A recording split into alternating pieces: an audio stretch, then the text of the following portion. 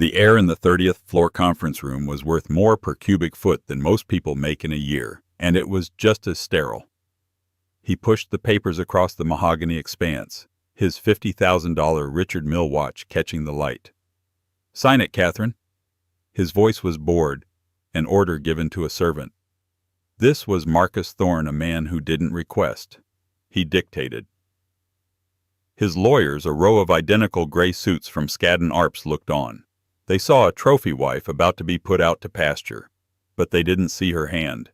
It was steady. They didn't see her eyes. They were clear, and they certainly didn't see the smile that touched her lips as she picked up the pen. The room was a monument to corporate power. It wasn't just a meeting room, it was a stage meticulously designed by the interiors firm Meyer Davis to project invincibility. The table was a single 40-foot slab of polished black mahogany, reflecting the grim New York skyline like a dark mirror. The chairs were upholstered in supple hand-stitched leather. On the walls hung imposing abstract art, a Rothko, acclaim pieces that weren't meant to be enjoyed but to be owned.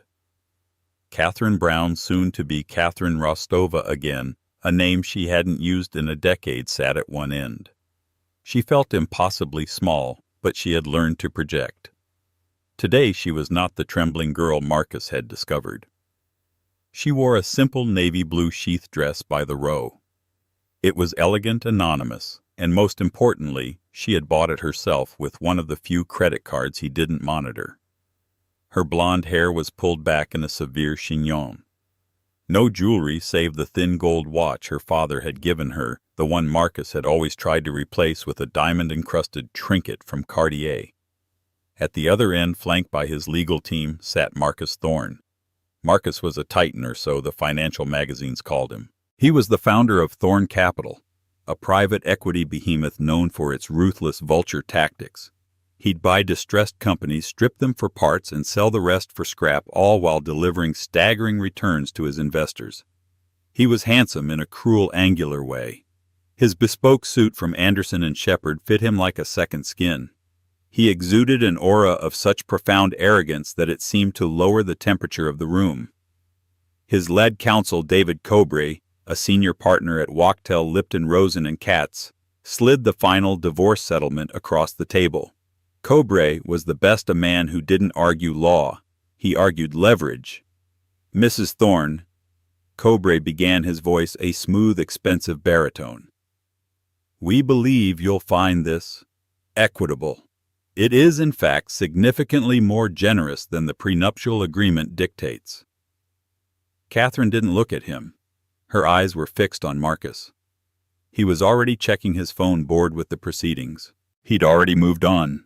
His new girlfriend, a 22-year-old model, was probably waiting in the lobby of his new penthouse. "Equitable," Catherine repeated, her voice soft. The word hung in the air. Cobre cleared his throat, sensing a snag. "A lump sum payment of $5 million. The apartment in Tribeca, and of course the confidentiality agreement is absolute and binding in perpetuity across all known and future universes." He almost smiled at his own legal flourish. $5 million. To anyone else, a fortune. To Marcus Thorne, it was what he found between his sofa cushions. Their primary estate in Greenwich was worth $80 million. The Hamptons beach house, $45 million. The art she was looking at, easily $100 million. His net worth was estimated at $12.4 billion. "He's offering me 0.04% of his wealth," Catherine said, still looking at Marcus. Cobre's professional mask twitched. "Your contributions to the marriage, while appreciated, were not financial, Mrs. Thorne. The prenup is ironclad. This is a gift." Finally, Marcus looked up, his blue eyes as cold as the glass tower they sat in. "Sign it, Catherine. Don't be tedious. You were a researcher at Sotheby's when I met you. You were cataloging other people's lives. I gave you a life. Now I'm ungiving it. Take the money and go." There it was. The dismissal. The casual cruelty that had become her entire world. For 10 years she had been his lovely little ornament. He'd praised her beauty, Her grace at his endless galas at the Met, or the Frick, her ability to speak 4 languages to charm his international investors. But he'd systematically dismissed her intellect. He'd forgotten she had a dual-degree PhD in art history and forensic economics from Yale. He'd forgotten that to catalog art, you must first understand value. "It's a generous offer, Marcus," she said. Her voice was steady. Marcus leaned back triumphant. He gestured to the papers. "Then sign. I have a 1 p.m. at Per se." Catherine ignored the pen. "5 million is fine." Cobre relaxed. The Skadden Arps lawyers relaxed. "But," she continued, "I want one other thing. A trinket. For sentimental value." Marcus sighed, annoyed. "What?" "The Cartier necklace. The diamond's fine. Tell my assistant to—" "No," Catherine said. She reached into her simple leather tote bag and pulled out a single sheet of paper folded neatly. It was not a document from her own small-time lawyer who sat pale and silent beside her. It was a document she had drafted. She slid it across the table. "I want that." Cobre snatched it up, his eyes scanning it. His brow furrowed in confusion. "This is an asset transfer document for a single asset LLC. Trident Holdings LLC." He looked at Marcus. "Is this one of your shell companies? The asset listed is a car." Marcus, who had been looking at his phone, froze. His head snapped up. The boredom was gone. The blood drained from his face, leaving only a dull, waxy pallor. "What did you say?" he whispered. Catherine met his gaze. The first trace of a smile appeared. "Trident Holdings. It's registered in the Cayman Islands. It has one asset, a 2017 Pagani Huayra Roadster, the bespoke one, the one you call the Trident. I want it." The first 5 years had been a blur of impossible luxury. Marcus Thorne didn't just woo Catherine Rostova. He acquired her. She was working provenance research at Sotheby's, an academic with a brilliant mind and a closet full of J. Crew. He was a force of nature, a client bidding on a Cézanne. He'd invited her to dinner to discuss the piece, and by dessert he was discussing her future.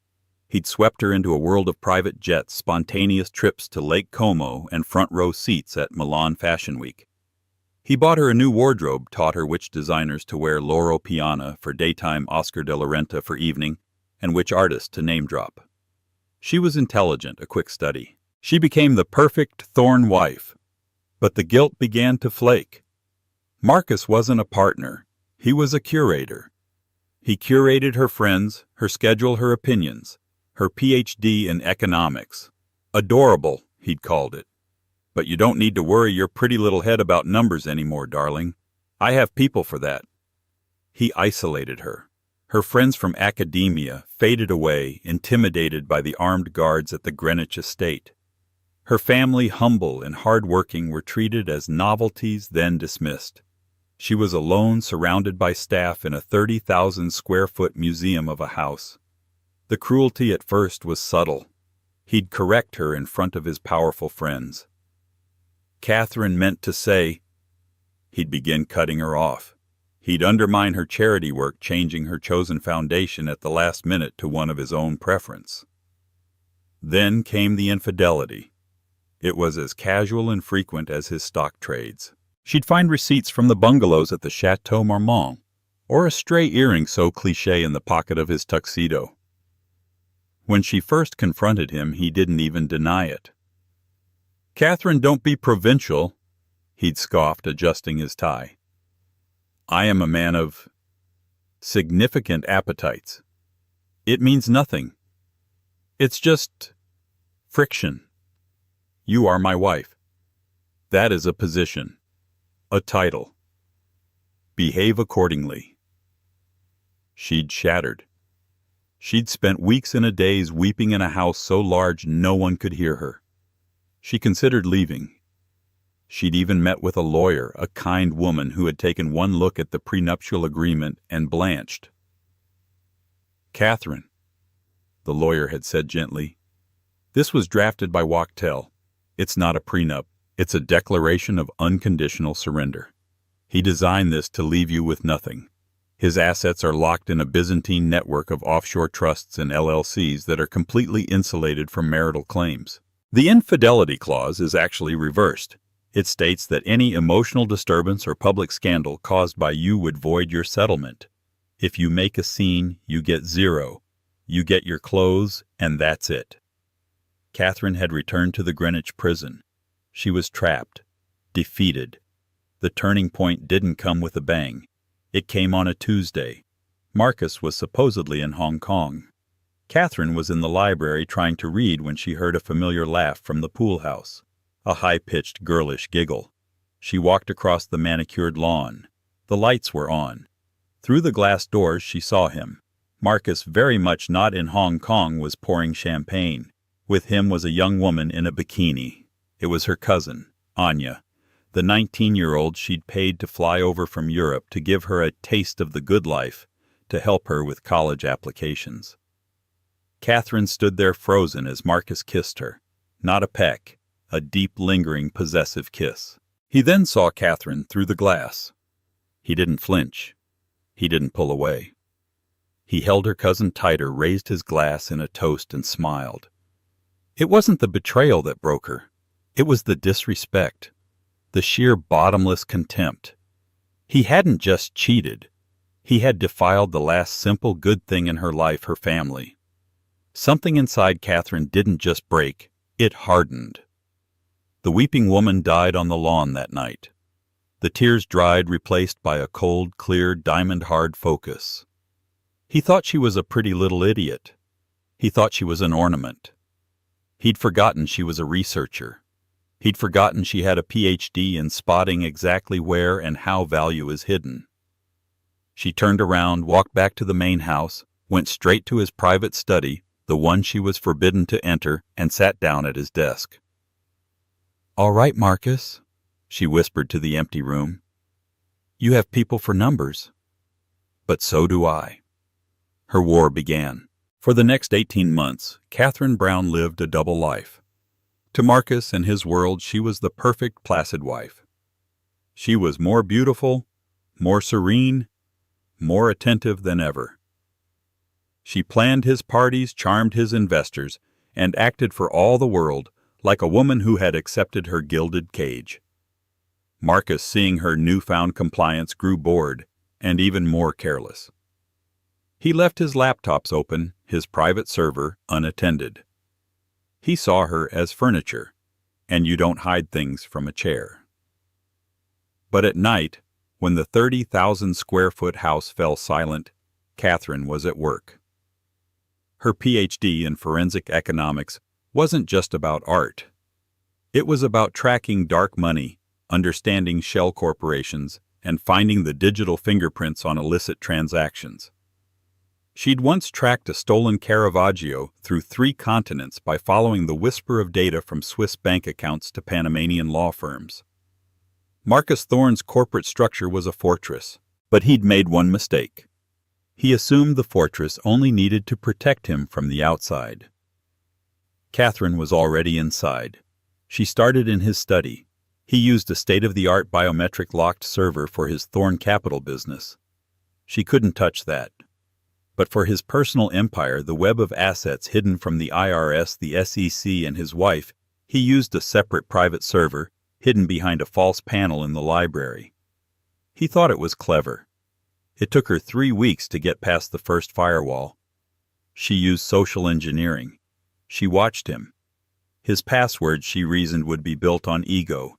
She tried his birthday. No. His first billion-dollar deal. No. The name of his first company. No. Then she tried the serial number of his first ever car, a 1962 Ferrari 250 GTO he'd bought at a record-breaking auction. Access granted. The server opened up and Catherine fell down a rabbit hole of staggering corruption. It was worse than she could have imagined. Marcus wasn't just a ruthless vulture capitalist. He was a criminal. She found spreadsheets detailing a scheme she mentally dubbed Project Atlas. Marcus was colluding with a ring of international traders to artificially inflate and then short-sell pharmaceutical stocks. He was in essence pump and dumping life-saving drugs. He'd find a promising biotech company use his offshore entities to quietly buy a massive position fund, a fake research campaign to hype a new drug, and then at the peak dump the stock and simultaneously short it, releasing a second report that the drug trials had failed.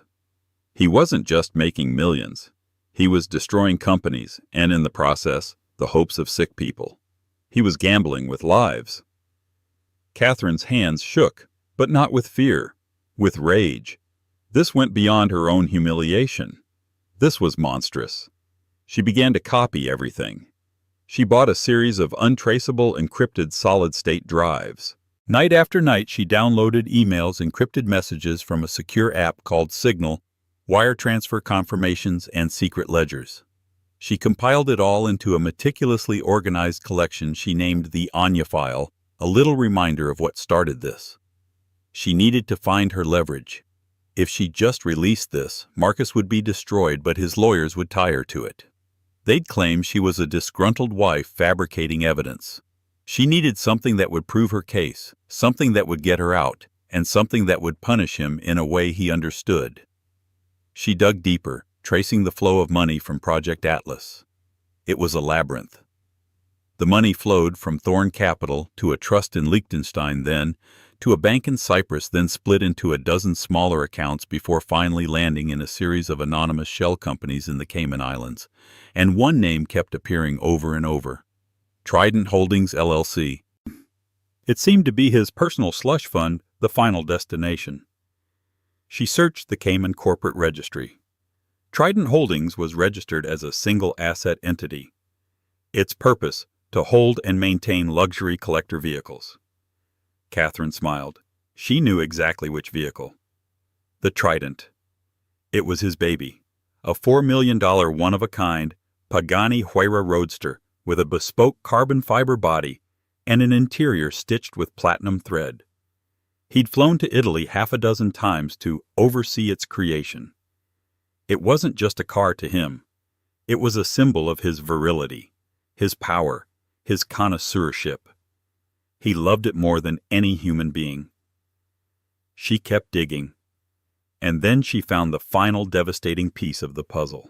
Trident Holdings wasn't just holding the car was the cover. In the last 6 months, as Project Atlas reached its peak, Marcus had started funneling the proceeds of the fraud into the LLC's bank account, using the car's maintenance and transport as a cover for massive multi-million-dollar wire transfers. The LLC that legally held his favorite toy was also the primary repository for over $200 million in illicit cash. Marcus, in his supreme arrogance, had tied his two favorite things together: his ego and his stolen money. He'd hidden his crimes in plain sight, disguised as his most obnoxious hobby. Catherine leaned back from the glowing screen. The sun was coming up over the Greenwich estate, painting the sky in shades of pink and gold. She had it. She had him.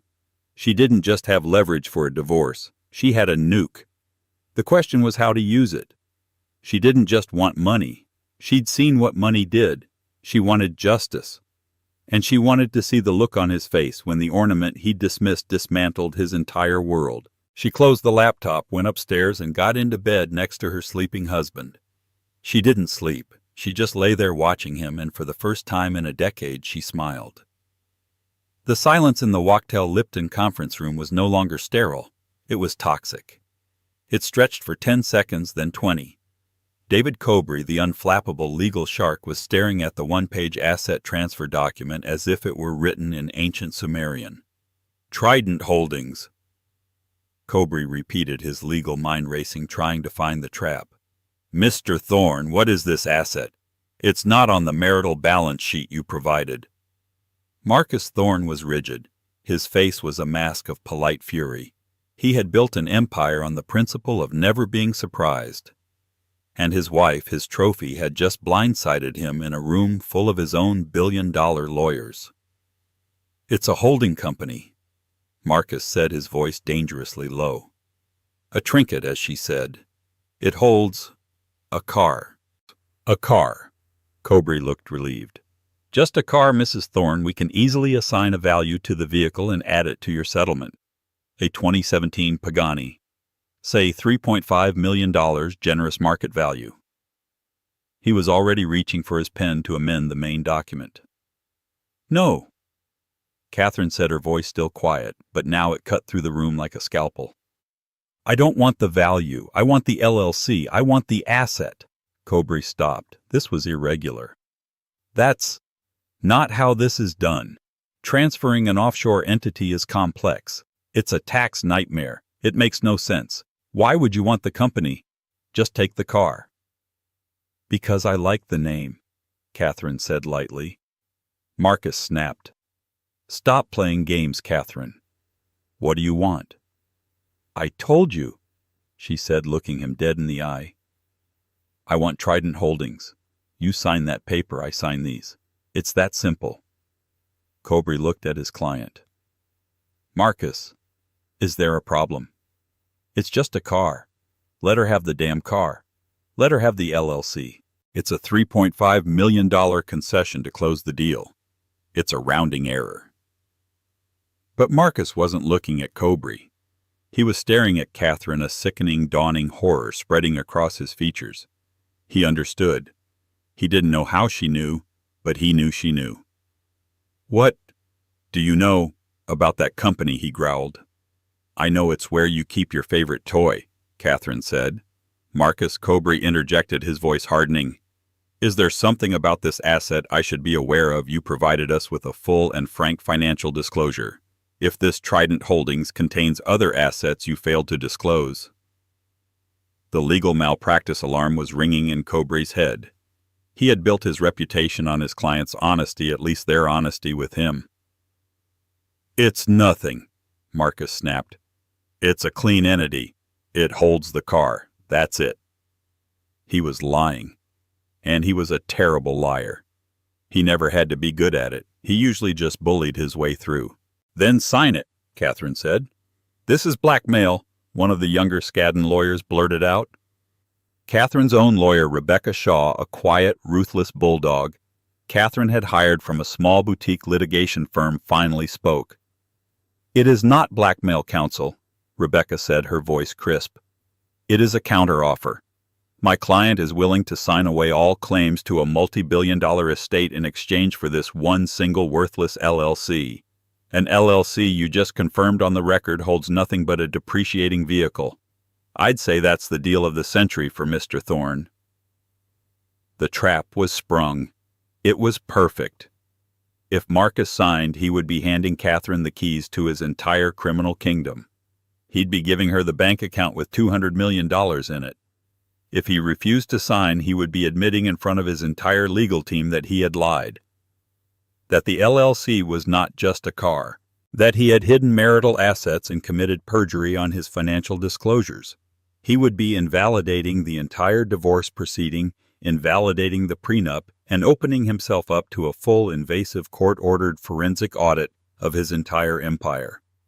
And Cobry, to save his own reputation, would be the first to insist on it. Marcus Thorne was trapped between ruin and annihilation.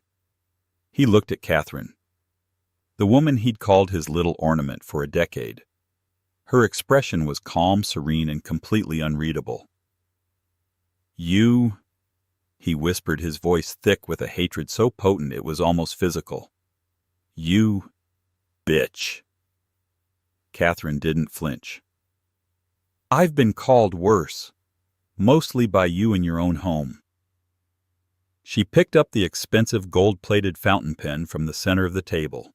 She uncapped it and placed the cap neatly beside the signature page of his settlement. The scraps. Sign my paper, Marcus, she said. Or we can have Mr. Cobry here schedule the deposition for your forensic accountants. And while we're at it, we can subpoena the Project Atlas files. I'm sure the SEC would be fascinated to learn about your biotech adventures.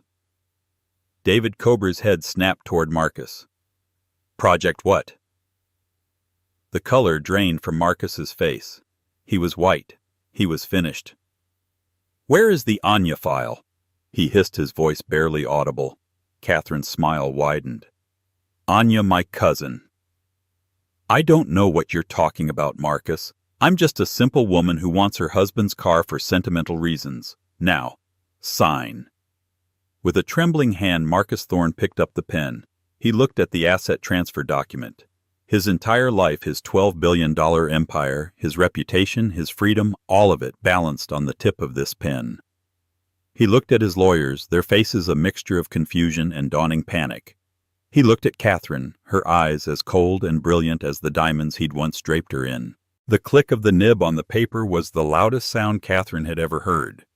He signed his name, Marcus A. Thorne. The signature was jagged angry, a wound on the page. He threw the pen down. It skittered across the mahogany and hit the floor. Catherine calmly took the signed transfer, reviewed the signature, and handed it to her lawyer, Rebecca, who slipped it into a briefcase with a quiet professional snap. Then Catherine took the fountain pen from the floor, picked up the divorce settlement, and signed her name. Catherine Brown Rostova. She pushed the stack of papers back toward David Cobry. "It's been a pleasure, gentlemen," she said, standing up. Catherine adjusted the strap of her tote bag on her shoulder. She and Rebecca Shaw began walking toward the door. "Wait," Marcus said. His voice was hollow. Catherine paused her hand on the heavy brass door handle, but she did not turn around. "The file," he said. "The Anya file. Give it to me. Now. We had a deal." Catherine turned slowly. She regarded him not with hatred or even pity, but with a kind of detached curiosity, the way a scientist might regard a specimen in a jar. "What file, Marcus?" "The one with the wire transfers to Cyprus. The encrypted signal logs with your trading partners in Singapore. The spreadsheets detailing the Project Atlas pump and dump. The one with the audio file of you on the phone with Senator McRae, promising him a very healthy donation in exchange for him killing the FDA inquiry. That file." David Cobry looked like he was going to be physically ill. He was already backing away from Marcus as if from a plague carrier. "Marcus, what have you done?" Marcus ignored him, his eyes locked on Catherine.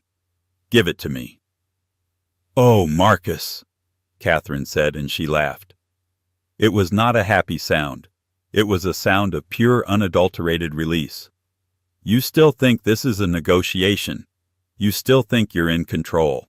She stepped back toward the table. "You think this was about the money?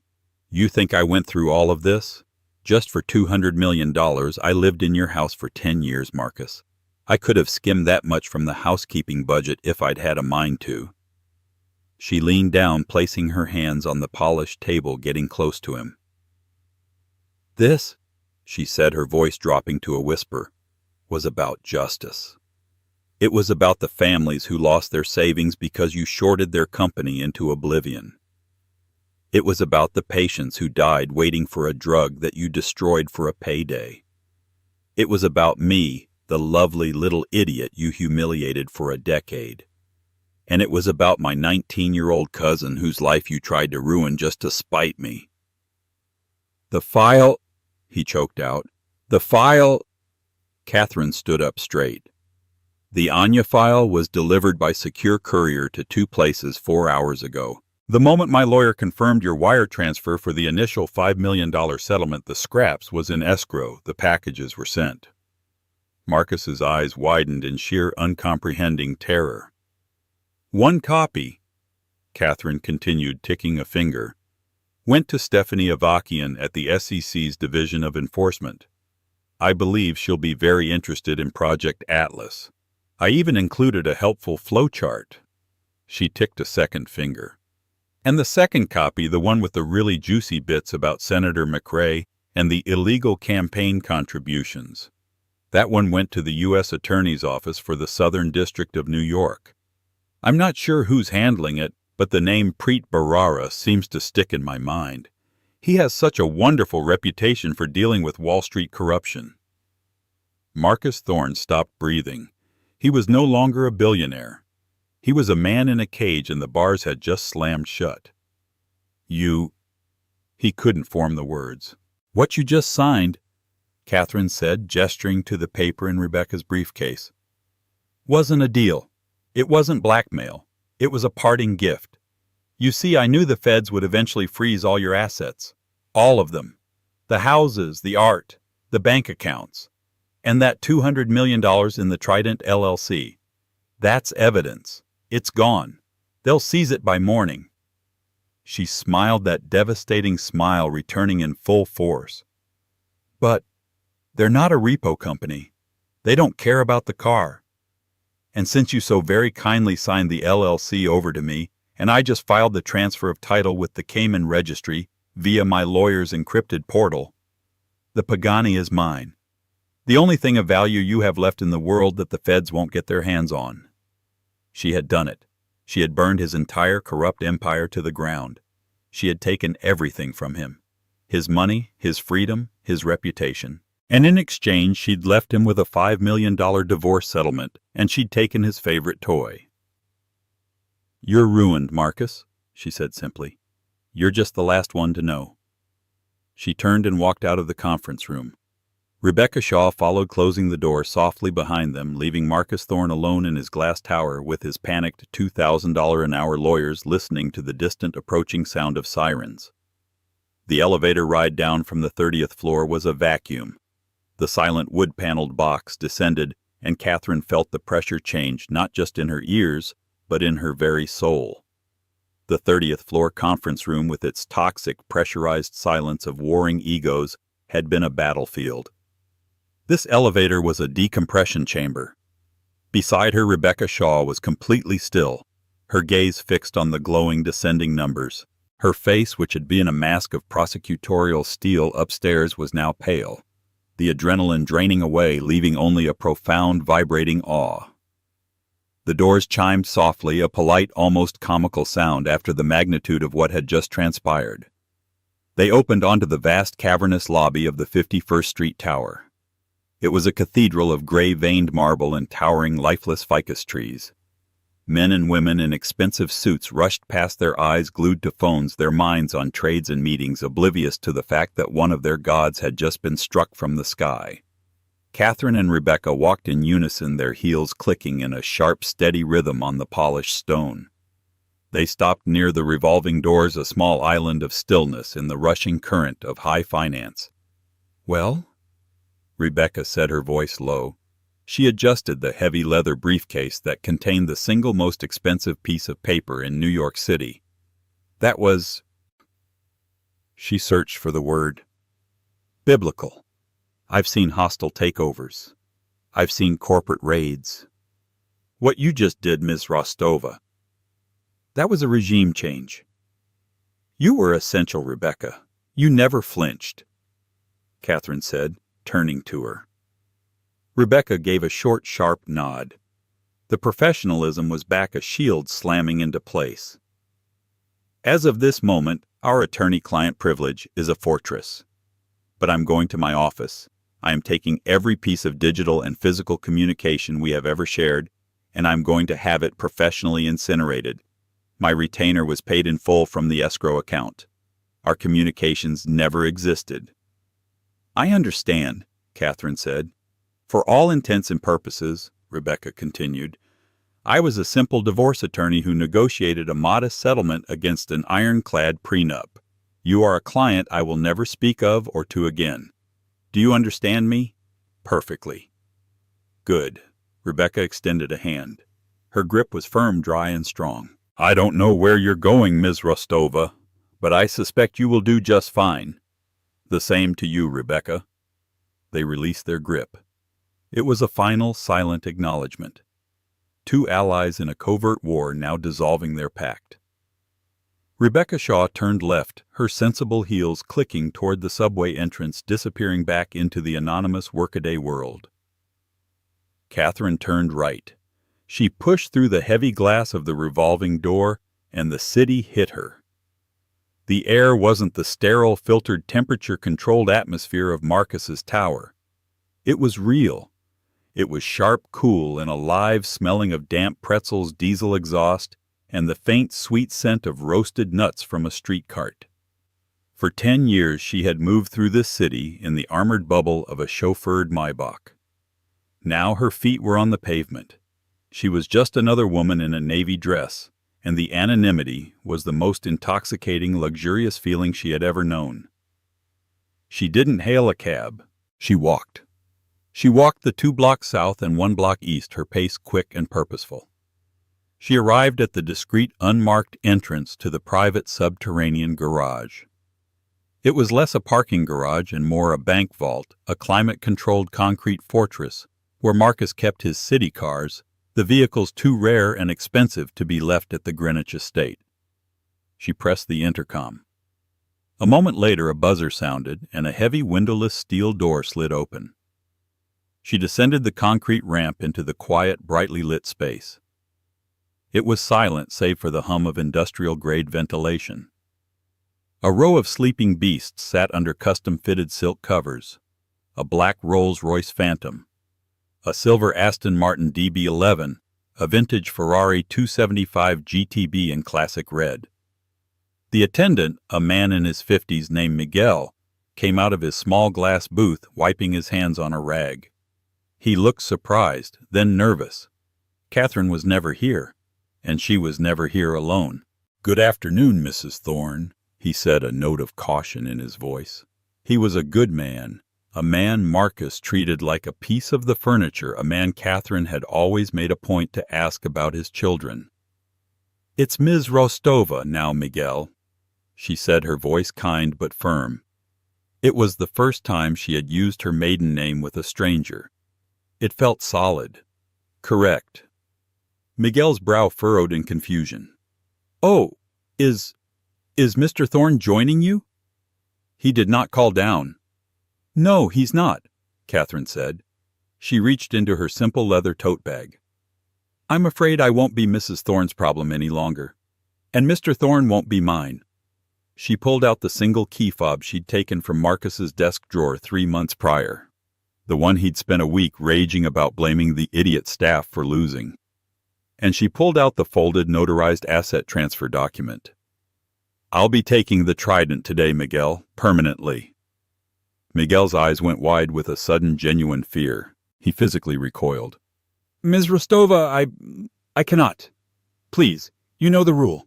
Mr. Thorne, no one is allowed to touch that car. He'd have my job. Please." "He can't," Catherine said gently. "He has no more authority over this garage. He has no more authority over you, and he has no more authority over me." She didn't argue. She didn't plead. She simply unfolded the document and held it out. Miguel hesitated, then took it. He was a man who parked cars, but he lived in a world of power. He might not have understood the legal intricacies of Trident Holdings, LLC, but he knew 2 things instantly: the imposing embossed letterhead of Wachtell, Lipton, Rosen & Katz, and the furious, jagged, unmistakable signature of Marcus A. Thorne at the bottom. He looked from the paper to the key fob in her other hand, and then up to her face. He saw her calm, steady gaze. He remembered the number of times he'd had to clean champagne flutes and smeared lipstick out of the Maybach. He remembered the way Mr. Thorne had spoken to this woman, a tone of casual, brutal dismissal that always made Miguel flinch. The power dynamic of his entire world had just inverted. A slow, knowing grin spread across his face. It was the smile of a man who was just told the revolution was over and his side had won. "Yes, ma'am, Miss Rostova," he said, the Mrs. Thorne forgotten. He handed the paper back, his entire demeanor changed. He was no longer a nervous servant. He was an accomplice. "I'll bring it right around. It is in the climate bay." He hurried off, not to the main floor, but to a heavy insulated steel door at the far end of the garage, which he unlocked with a separate key. The door hissed open, revealing a smaller private room. Catherine waited. A moment later she heard it. It was not the polite purr of a luxury sedan. It was a deep, guttural, angry rumble, the sound of a caged beast waking up. The Pagani Huayra Roadster rolled out of the bay, its metallic exposed carbon fiber body seeming to drink the fluorescent light and swallow it whole. It was an obscene, magnificent thing. It wasn't a car. It was a $4 million statement of profound arrogance, a sculpture of aerodynamics and ego. Every line was aggressive, every vent and wing functional. It looked less like it was built for the road and more like it was designed to achieve orbit. It idled in front of her, the Mercedes-AMG V12 engine snarling, the quad exhaust sounding a low, menacing baritone that vibrated in Catherine's chest. Miguel got out and walked over to her, his eyes shining. She's got a full tank, Miss Rostova. Mr. Thorne always kept her ready. He liked to look at it. He walked to the passenger side and opened the dramatic butterfly door which rose up like a broken wing. He then walked around and opened the driver's side for her. "Thank you, Miguel," she said. She slid into the driver's seat. The cockpit was a cocoon of brushed aluminum, exposed carbon, and leather stitched with platinum thread. It was absurd. And it smelled faintly of Marcus's overbearing cologne, a $600 bottle of Baccarat Rouge 540. It was the last trace of him. She looked at the complex watch-like instrumentation. She knew exactly what to do. She'd studied the manual online for weeks. "One last thing," she said to Miguel. She pointed to the 2 carbon fiber roof panels latched above her. "Can you help me take these off?" Miguel's grin widened. "Yes, ma'am." Together they unlatched the 2 lightweight panels. Catherine would not be driving this thing in a sealed bubble. She was going to feel the wind. They stored them neatly in the front compartment. The car was now a pure open-top roadster. Catherine sat back down, her hands gripping the sculpted wheel. She put on a simple pair of black Ray-Ban sunglasses, the ones Marcus hated, the ones he called common. She looked at Miguel, who was standing clear watching her with an expression of pure, unadulterated delight. She pulled a folded-over stack of bills from her tote bag, 5 $100 bills. "For your family, Miguel, and for your silence. Thank you." He took the money, his eyes wide, and tucked it deep into his pocket. "Good luck, Miss Rostova," he said, his voice earnest. "Drive safe. She's got a lot of kick." "Oh, I know," Catherine said. "I'm counting on it." Her foot in its simple navy blue heel touched the accelerator. She didn't press it. She just tapped it. The engine screamed. It was not a roar. It was a shriek, a primal violent explosion of sound that bounced off the concrete walls, rattling the light fixtures. It was the sound of 12 cylinders and $4 million worth of rage being uncaged. Catherine smiled just a little. She put the car in gear. The transmission clicked, a solid mechanical sound. Slowly, deliberately, she eased off the brake and the car began to roll, the bare carbon fiber gliding over the smooth concrete. She headed for the exit ramp, the bright, unforgiving square of daylight waiting for her at the top. She was ascending from the tomb. The Pagani climbed the steep concrete ramp, its snarling V12 engine note compressing in the narrow tunnel before exploding outward, a defiant war cry hurled against the afternoon sky. The car burst onto 51st Street, a blur of bare carbon fiber surfacing in a sea of yellow taxis and black town cars. The transition was jarring. From the cool tomb-like silence of the subterranean garage, she was thrust into the full sensory assault of Midtown Manhattan. The sun was blinding, reflecting off the glass canyons of the surrounding skyscrapers. The air, now that the roof was off, rushed over her, carrying the chaotic symphony of the city horns blaring a distant siren, the rumble of a passing bus. But the Pagani's engine, even at a near idle, drowned it all out, a deep, menacing thrum that was a center of gravity all its own. Pedestrians froze. Heads snapped around, conversations stopped mid-sentence. People on the sidewalk fumbled for their phones, their faces a mixture of awe and disbelief, trying to capture the $1-million spaceship that had just materialized in their world. Catherine didn't floor it. She didn't squeal the tires. She drove with the same cold, perfect precision she had used to dismantle his life. Her hands were steady on the carbon fiber wheel. She eased the car into the flow of traffic, the snarling engine a constant physical presence at her back. She navigated the crosstown traffic, a shark gliding through a school of minnows.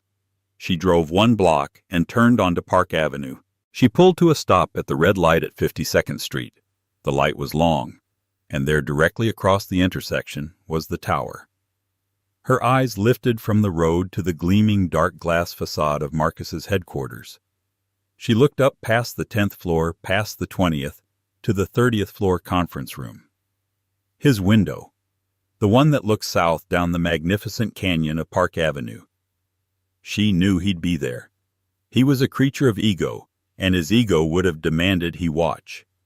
He would be unable to comprehend his own defeat, drawn to the window like a moth to a flame, needing to see the impossible reality of his ornament driving away with his prize.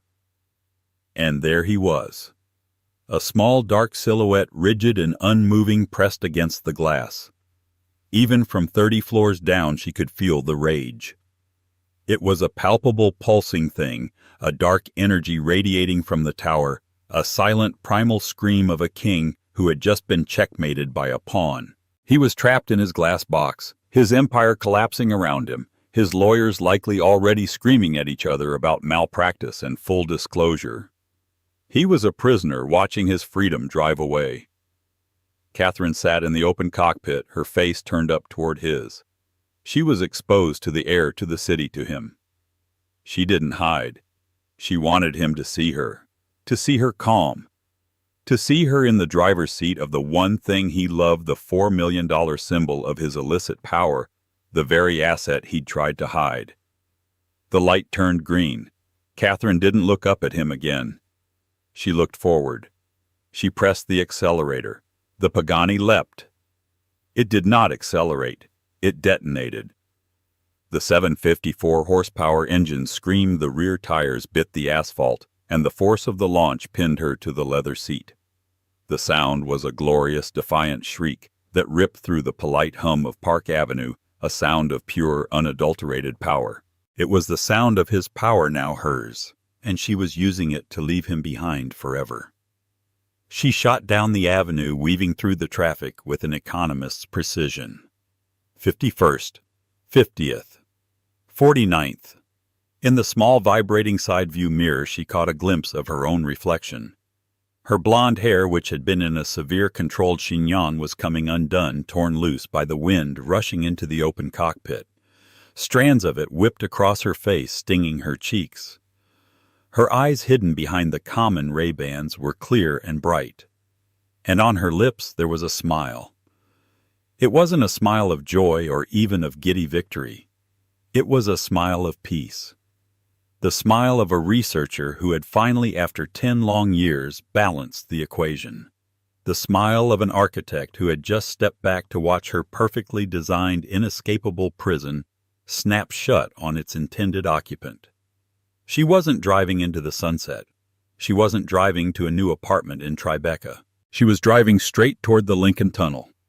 The car, this magnificent, vulgar, beautiful machine, was the final piece of the plan. She had no intention of keeping it.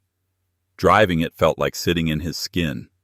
The faint, lingering scent of his Baccarat Rouge cologne in the leather made her stomach turn. No, this car was not a trophy. It was the last untraceable piece of liquidity. She had a buyer. A Saudi prince, a man she'd met at one of Marcus's obsequious galas, a man who despised Marcus but openly coveted the trident. The deal had been struck 2 months ago in a series of encrypted messages.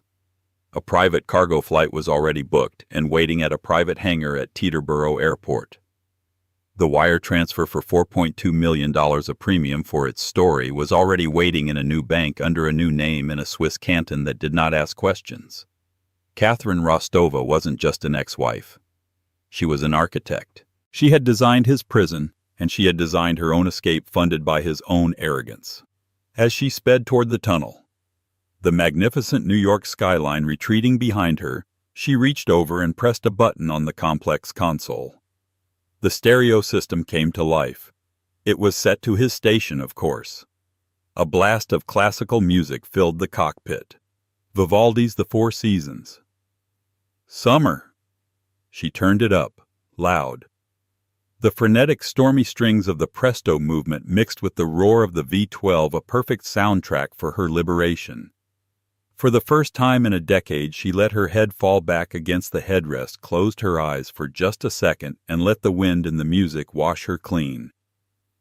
She didn't just get the car, she got justice. Catherine Rostova's story is a brutal, modern-day masterpiece of revenge, proving that the person you underestimate the most is often the one holding the detonation codes. She didn't just leave him, she dismantled him using his own arrogance and corruption as her weapons. The smile as she signed those papers wasn't defeat, it was the final move in a game of chess he never even knew he was playing. What do you think? Was this the ultimate revenge or a cold, calculated plot?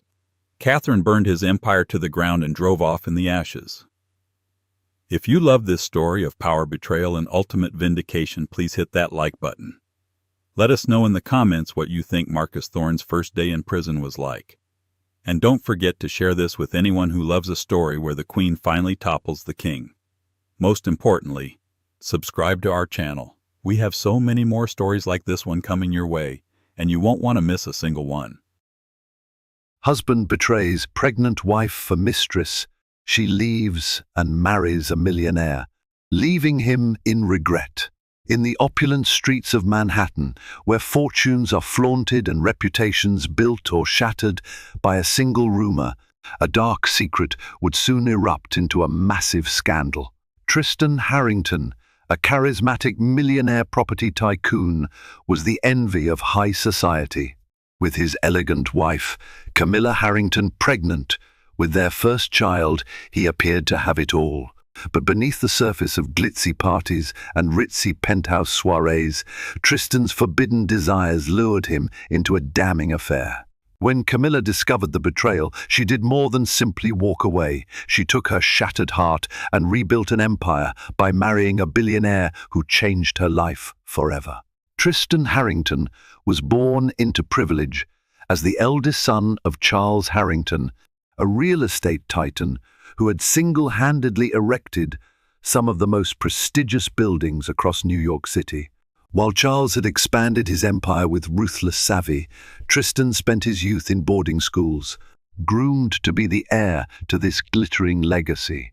By his mid-20s, Tristan had charmed the business world, turning heads with his flamboyant lifestyle and a knack for sealing high-stakes deals. Everyone expected him to continue the Harrington tradition and become an even bigger success. When Tristan first laid eyes on Camilla Donovan at a charity fundraiser, he was instantly captivated. Camilla was the daughter of a small bookstore owner in Brooklyn, and she'd climbed the social ladder through sheer grit and talent. She worked as a communications manager for a non-profit focused on literacy, and the sincerity of her passion drew Tristan like a magnet. While she was nowhere near the wealth bracket that Tristan inhabited, it was precisely her warmth and modest upbringing that intrigued him. Their romance was a whirlwind: lavish yacht parties, diamond bracelets, spontaneous trips to Europe. Tristan spared no expense in courting Camilla. She, in turn, introduced him to a world beyond the upper echelons. She showed him the beauty of community, the importance of genuine friendships, and the quiet joy of sharing meaningful conversations that had nothing to do with profits or venture capital. Their wedding became the talk of Manhattan's elite circles. Held at the Harrington estate in the Hamptons, it was a testament to Tristan's flamboyance and Camilla's refined taste. The press described it as a marriage of modern royalty, forging two distinct backgrounds into one fascinating union. Over the next year, they successfully navigated countless social galas and philanthropic events. Their marriage was held up as a fairy tale, an example that bridging class differences was not only possible, but could blossom into genuine happiness. But sometimes, illusions of perfection only mask the fissures. Tristan's hunger for admiration never abated. Despite having a devoted wife, he found himself constantly craving new excitement. His thirst for being the center of attention, once centered on corporate achievements and legitimate applause, began shifting into a more insidious form, chasing personal thrills in questionable territory. Camilla, meanwhile, poured herself into supporting Tristan. As he expanded Harrington Properties with ambitious projects, she often accompanied him as the poised, gracious hostess who could charm potential investors into loosening their purse strings. He'd publicly praise her as the secret weapon behind his success. Yet, behind Camilla's radiant smile, she sometimes felt uneasy. She sensed Tristan's restlessness, a tiny dark seed sprouting within him, even if she couldn't quite articulate what it might become. Everything changed when Camilla discovered she was pregnant, about 2 years into their marriage. She was beyond ecstatic, seeing it as a chance for deeper familial unity. Though Tristan smiled and declared he was overjoyed, a part of him wavered. Could he handle the responsibility of fatherhood? He built his empire on risk, independence, and flamboyance. A child felt like an anchor, something that might ground him to a role he wasn't sure he was ready for. Those doubts festered, and in the glitzy, champagne-soaked corners of high society, temptation lurked, beckoning him to seek excitement far away from his pregnant wife. Little did Tristan know that this temptation would not only derail his marriage, but cost him the one thing he never expected to lose: Camilla's unwavering faith in him. Camilla's pregnancy was a dream come true for her. She envisioned cozy nights with Tristan, reading baby books and discussing names. She decorated a spare bedroom in their penthouse, turning it into a whimsical nursery with a mural of hot air balloons and cotton candy clouds. Friends and family, from her side as well as his, showered them with gifts. Yet Tristan became more elusive. He claimed to be engulfed in an upcoming mega project, the Harrington Crown, a majestic skyscraper slated to redefine New York's skyline. Late-night business meetings, extended travel to lure foreign investors, and urgent cocktail gatherings became routine. Camilla, initially understanding, began to feel his absence acutely. She found herself alone in their enormous penthouse at 2 a.m., listening to the echo of her own footsteps, wondering if she was destined to raise their child half on her own. One evening, after Tristan missed yet another prenatal appointment, Camilla confronted him. They sat at the grand dining table, an elaborate meal going cold as tension filled the air. "You promised you'd show up," she said, her voice quivering with sadness. "I waited there, hearing other moms talk about their supportive partners. I had to sit alone." Tristan sighed, loosening his tie. "I told you, an emergency popped up. Harrington Crown is at a critical juncture." She tried to keep her composure, though tears brimmed in her eyes. "Tristan, you said we'd be partners in this. I'm halfway through the pregnancy, and you've barely come to any of my doctor visits. I need you." He reached for her hand, giving it a quick squeeze. "I'm sorry," he murmured. "The expansion is intense. I'll make it up to you, I promise." Camilla nodded, wanting so desperately to believe him, but deep inside, worry gnawed at her.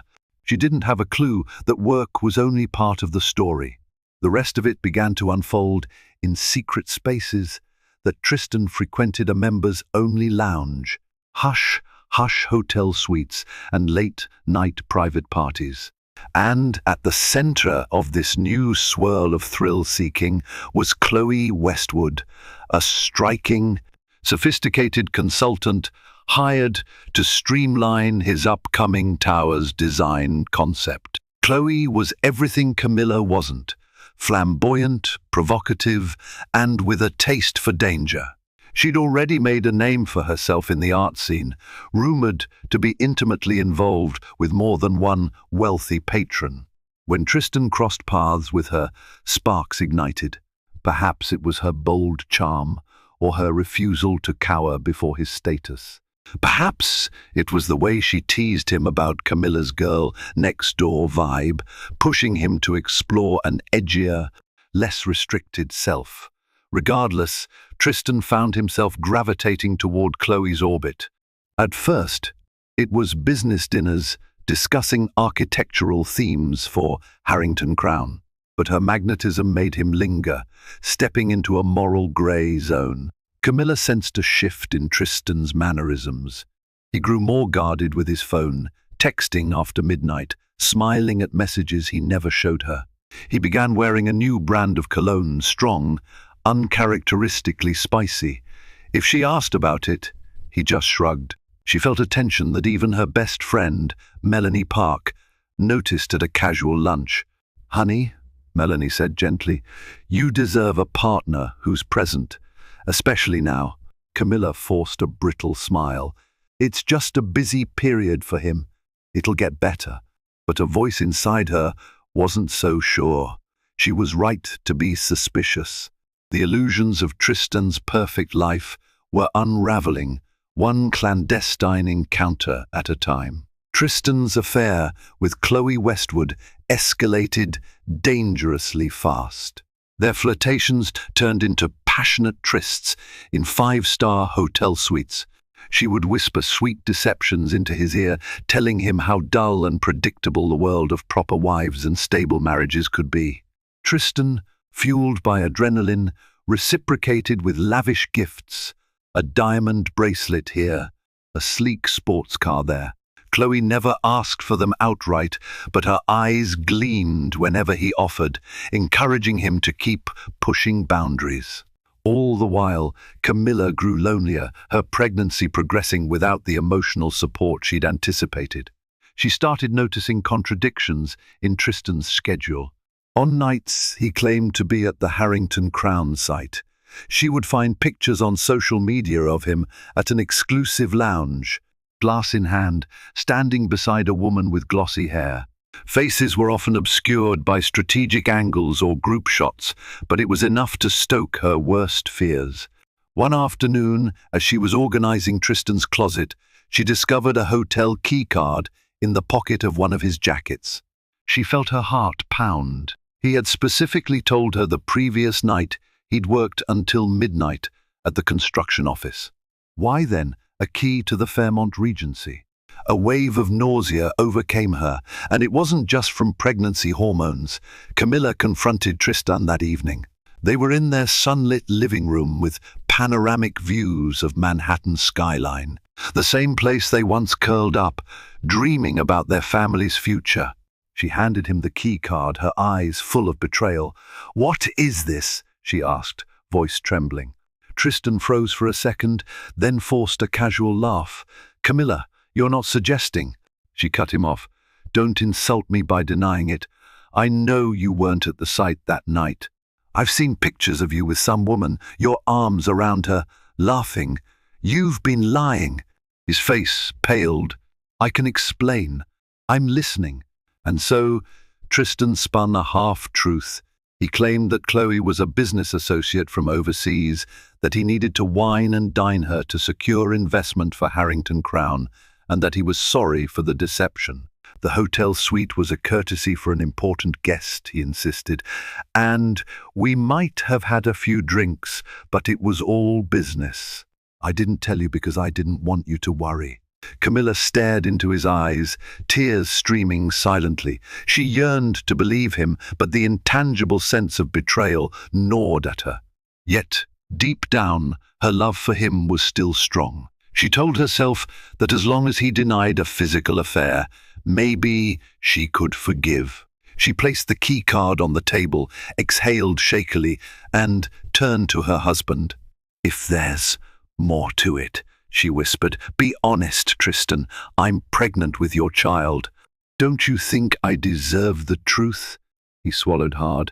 "I swear that's all. I'm sorry for misleading you." Camilla nodded, though her intuition screamed otherwise.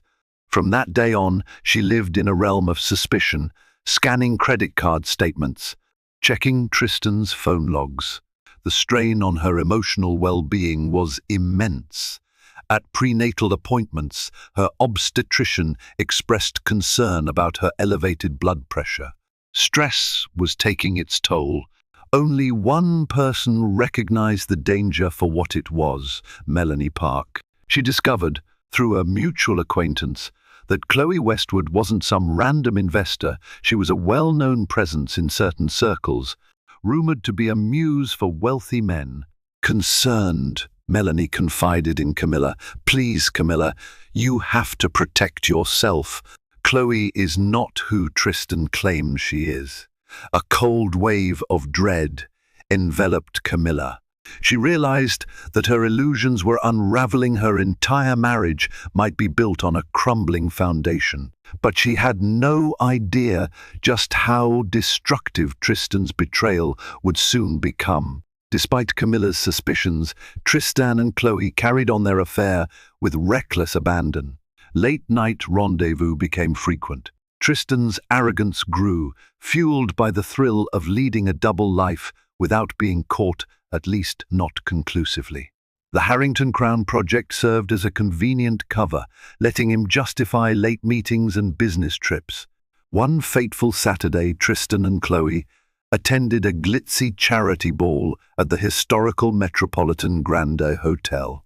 Typically, Camilla would have joined him at such social events. But with her third trimester well underway, Tristan easily convinced her to rest at home. Ironically, it was a ball to benefit pregnant mothers in need, hosted by a philanthropic group of Manhattan's upper crust. The irony only intensified the scandal. Chloe arrived draped in an eye-catching silk gown, her arm hooked around Tristan's. They danced among the city's elite, champagne glasses in hand, while gossiping tongues wagged. Their closeness was apparent to many. A few guests even recognized Chloe as Tristan's rumored mistress, but nobody dared cause a scene. At around midnight, they slipped out to a private suite reserved for the event's VIP donors. In the seclusion of that lavish room, Chloe teased Tristan about his domestic obligations. He responded by promising that once the baby was born, he'd figure out a way to ensure Camilla was taken care of, and he'd be free to chase bigger adventures with Chloe. A staff photographer, assigned to take pictures of VIPs for promotional material, inadvertently wandered into the suite. The shutter clicked, capturing an intimate moment between Tristan and Chloe, a stolen kiss, with Tristan's hand placed possessively on her waist. Though the photographer apologized and retreated, the damage was done. A damning photo now existed, with the Harrington heir locked in an undeniable embrace with a mysterious woman who wasn't his wife. By dawn, the photograph had made its way into the phone of a junior staffer who forwarded it to a friend at a local gossip blog. Within 24 hours, that blog posted the shot with an explosive headline: Harrington heir cozy with unknown beauty at charity ball wears his pregnant wife.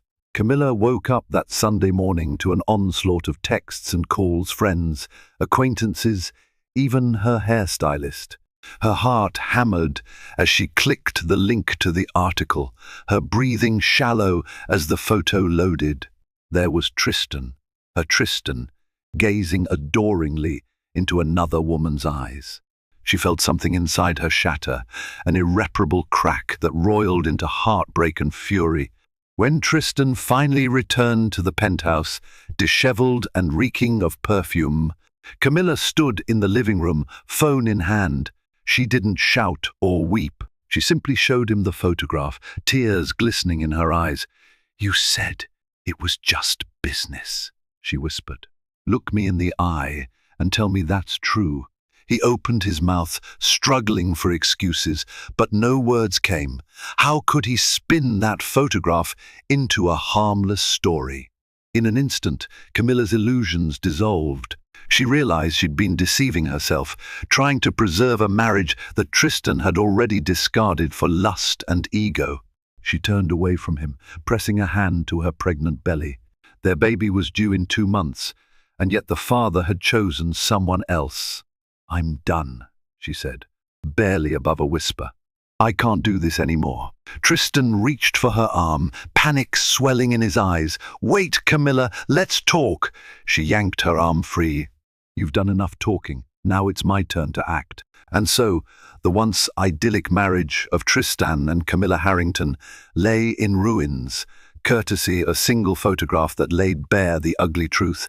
Tristan had betrayed his pregnant wife without remorse. Camilla departed from the penthouse that evening, unwilling to remain under the same roof as the man who'd broken her heart so callously. Melanie Park arrived in a whirlwind of protective energy, helping Camilla pack a few essentials into a suitcase. Her face was stony as she glared at Tristan, who hovered near the doorway, attempting half-hearted apologies. "We'll pick up the rest of her things another time," Melanie snapped. "She needs peace, not your lies." Camilla barely spoke, her spirit bruised into numbness. She took up temporary refuge in Melanie's apartment, a cozy loft in Midtown. There she curled on a sofa bed, tears streaming silently as she mourned the loss of her marriage. Every time she felt a gentle kick from her unborn child, her heartbreak magnified. This baby deserved a stable, loving father, yet Tristan had chosen to betray them both. The next day, the scandal ballooned. Gossip columns churned out rumors of Tristan's affair, painting him as a heartless philanderer. Harrington Properties' stock value wobbled, threatened by the negative publicity. Charles Harrington called an emergency meeting, furious that his son's irresponsibility jeopardized the family empire. Tristan, shoulders slumped, endured his father's tirade in silence. "You had it all, a devoted wife, an heir on the way, and you threw it away for some fling? Do you realize how badly you've disgraced our name?" Charles thundered, pacing his executive suite. "You fix this, Tristan, or you'll find yourself cut off from more than just your inheritance." But Tristan's predicament was beyond a simple fix. Chloe Westwood had no interest in damage control. She flaunted their liaison openly, relishing the notoriety. She teased Tristan in texts about how the city's tabloids were obsessed with them, subtly pushing him to legitimize their relationship. Tristan vacillated between the thrill of her attention and the gnawing regret over losing Camilla. Meanwhile, Camilla discreetly hired a formidable divorce attorney, Patricia Walters, known for her fierce representation of scorned spouses. Patricia reviewed the photographic evidence and Tristan's financial records, preparing to secure a settlement that would ensure Camilla's unborn child would never want for anything. Camilla tried to emotionally steel herself for the legal battles ahead, but her heart still ached with love and betrayal, an impossible blend. In a moment of desperation, Tristan attempted to reconcile. He visited Melanie's apartment, begging for a chance to talk. With reluctance, Camilla met him in the building's lobby. She was visibly pregnant, wearing a loose-fitting sundress that brushed against her belly. The hollowness in her eyes nearly broke Tristan's composure. "Camilla," he began softly, "I messed up. I was seduced by excitement, by Chloe's." She put up a hand to stop him, tears threatening to spill again. "Stop. You don't need to justify your affair. You made your choice, Tristan, and now I've made mine." His eyes flickered with panic. "I want to be part of our child's life." Camilla studied him, holding back sobs. "Our child deserves a stable environment. I don't trust you to provide that." She turned away, and Tristan watched her walk back to the elevator. As the doors closed, a sense of finality swept over him. He realized he might have lost something far more precious than wealth or reputation. But it was too late to undo the damage. 2 weeks later, Camilla's divorce papers were formally served to Tristan. As the news circulated, Harrington Properties faced a renewed wave of negative publicity. Charles Harrington swiftly restructured the company's leadership, reducing Tristan's responsibilities to mitigate further damage. Chloe, brazenly unbothered, told the media she was thrilled Tristan was finally free, fully expecting to step into Camilla's role in the Harrington empire. But Tristan, despite all his arrogance, found himself increasingly isolated. His father and the board of directors frowned on the scandal. Investors were leery, and the proud Harrington name was subject to nasty rumors at every country club. Even Chloe's presence began to grate on him, her demands, her flamboyant thirst for fame. Late at night, he'd lie awake in his penthouse, thinking of the quiet warmth Camilla once provided. Camilla, on the other hand, took refuge in her career ambitions, pivoting from her communications job at the non-profit to forming her own PR consultancy. Fueled by heartbreak, she poured her energy into drafting campaigns for philanthropic events, ironically rivaling the scale of anything Tristan might sponsor. Meanwhile, her belly continued to grow. She found solace in the unwavering support of Melanie, who insisted on turning a spare room into a makeshift nursery. In the final weeks before her due date, Camilla received an unexpected invitation to a high-profile philanthropic gala at the Metropolitan Museum. Typically, she would have avoided such events to minimize stress.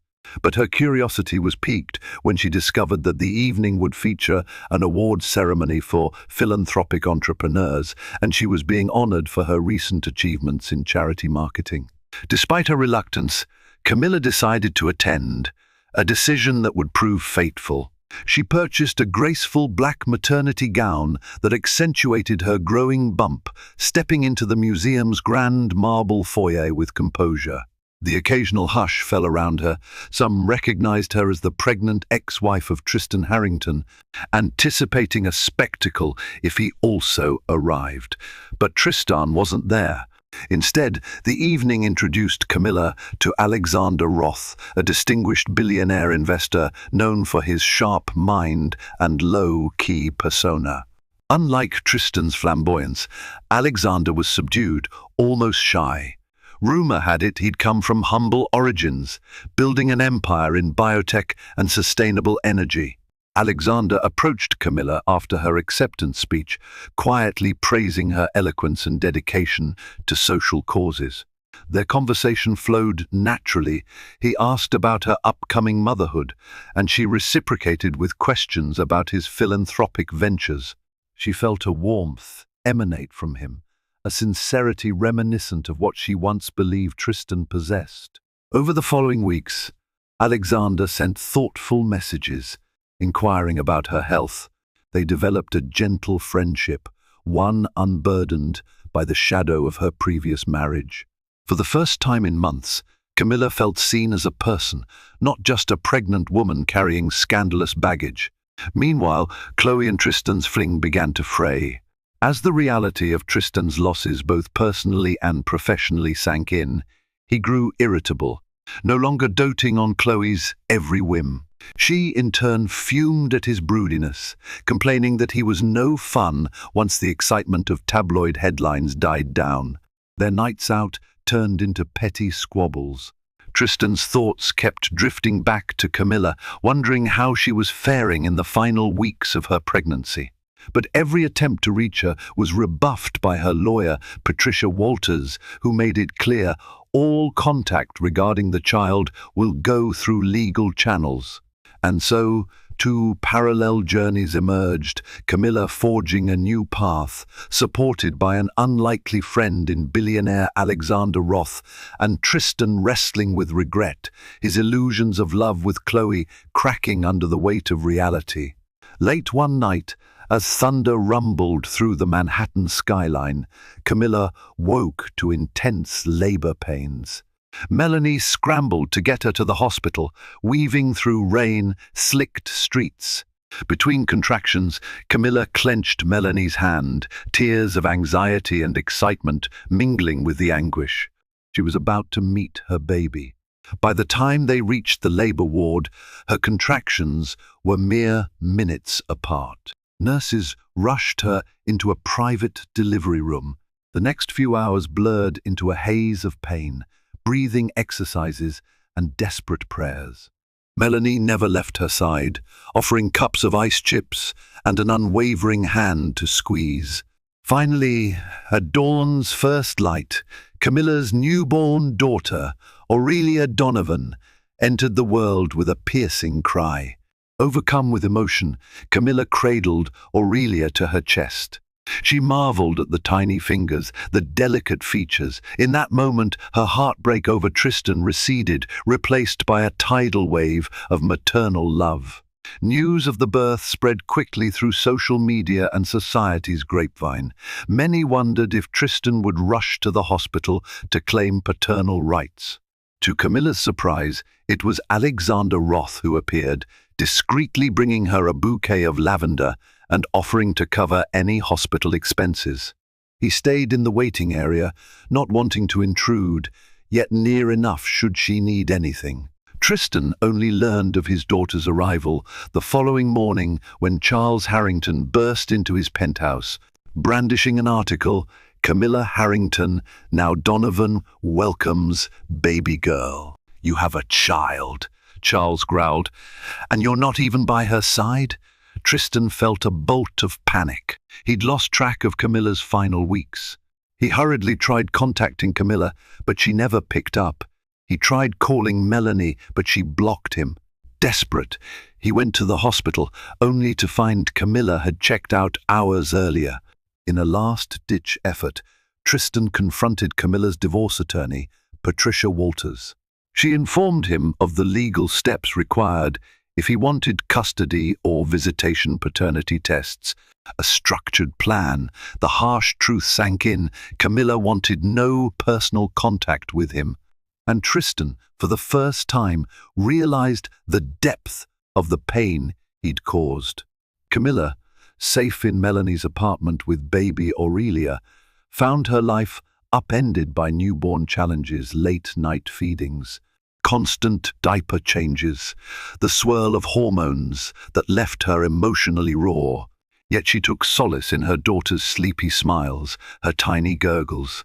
Alexander Roth remained a steadfast presence, checking on her daily, sending gourmet food deliveries so she wouldn't have to cook. He even arranged a nanny on standby for emergencies.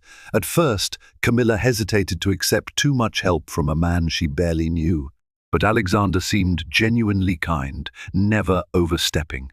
Eventually, after a month of patience, Alexander asked if she'd allow him to meet Aurelia.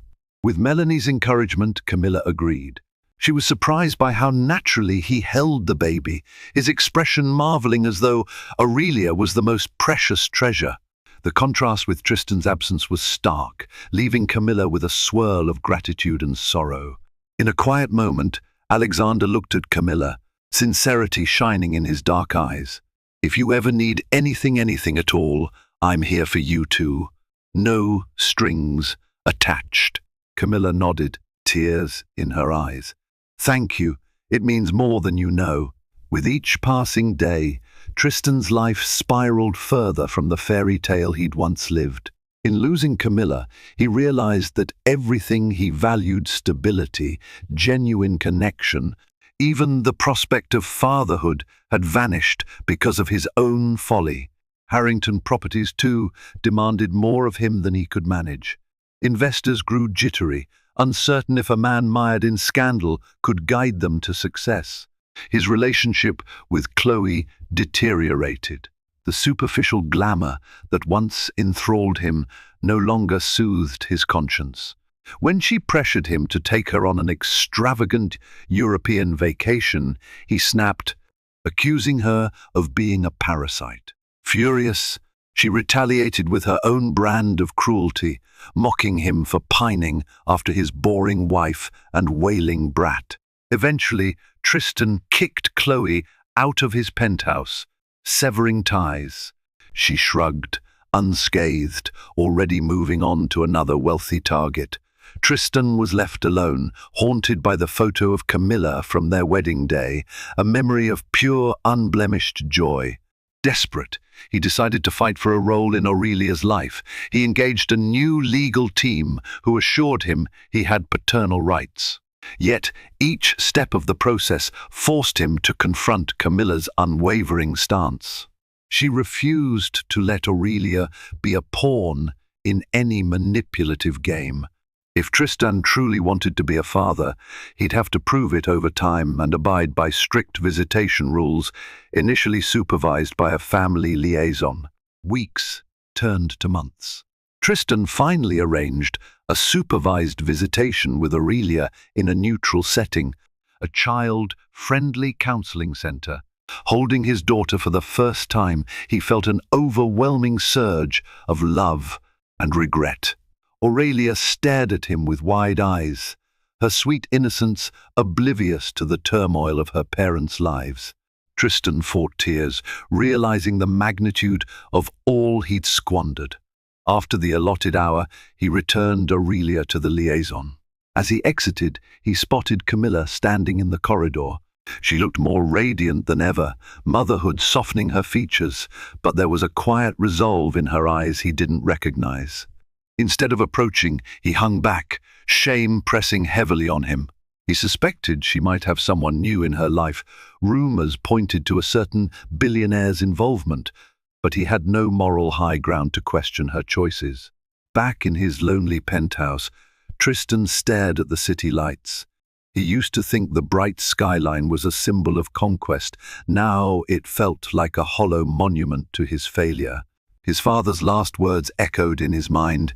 "You fix this or lose everything." Tristan now knew some losses were irreparable, no matter how desperately one tried to rewrite the past. By the time Aurelia turned 6 months old, Camilla had settled into a new rhythm. She managed her PR consultancy from home, balancing phone calls and client meetings with feedings and lullabies. Melanie remained her confidant, but another figure had quietly become indispensable in her life: Alexander Roth. What began as a gentle friendship evolved into something deeper. Alexander was cautious about expressing his feelings, wary of taking advantage of Camilla's vulnerability. Yet every dinner he cooked for her, every lullaby he hummed while rocking Aurelia, spoke volumes of his devotion. Gradually, Camilla allowed her guard to lower. She recognized in Alexander a patience and empathy that Tristan had sorely lacked. While Tristan had been consumed by a craving for spotlight, Alexander seemed content to give love quietly and consistently.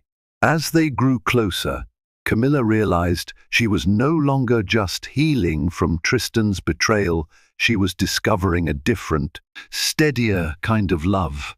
One crisp winter evening, Alexander invited Camilla to an intimate celebration for the opening of a new wing at a children's hospital he funded.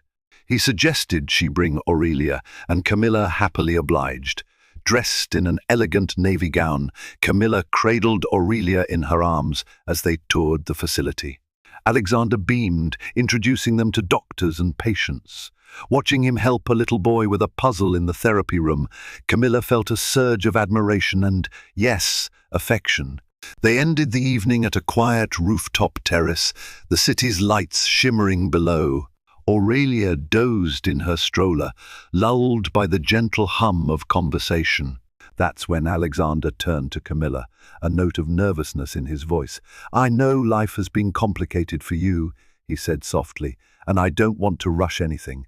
But I need you to know I've never felt this way before. Not just about you, but about Aurelia, about us. I would be honored if we could become a family, officially." Camilla's breath caught. She gazed at him, her heart pounding. She thought of the heartbreak Tristan caused, the toll it took on her trust. Could she risk marriage again? She studied Alexander's eyes, deep, reassuring, promising stability rather than fleeting thrills. Quietly, she replied, "It feels too soon. Are you sure you're ready for everything?" He smiled, gently brushing a stray lock of hair from her face. "I've been ready, but only if it's what you truly want. I will wait until you feel the same." Moved by his sincerity, Camilla leaned in, pressing a tender kiss to his cheek. "I can't imagine a better father figure for Aurelia. Let's see where this leads, carefully, step by step." Though it wasn't a formal acceptance of marriage yet, the path was clear. Camilla had found a man who cherished her and her daughter. Tristan's ghost lingered, but it was fading into the background. News of Camilla's close relationship with Alexander Roth spread quietly through Manhattan's high society.